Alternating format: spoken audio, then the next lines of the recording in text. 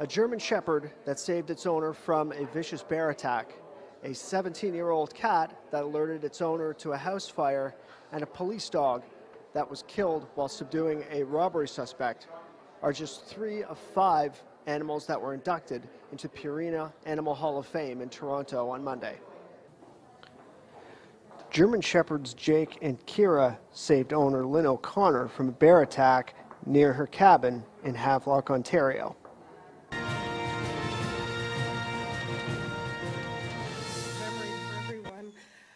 Jake and Kira are definitely heroes to me. They saved my life that day, and I'll be forever grateful for what they did. Thank you, everyone.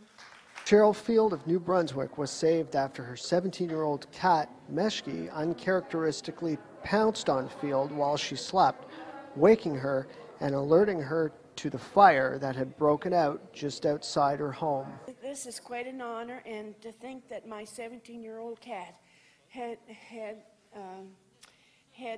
intelligence enough to save my life, and it's quite an honor, because even a little cat, I know dogs do it, but I have a cat come and do this to a person and wake them up and alert them to such terror. It's an amazing act of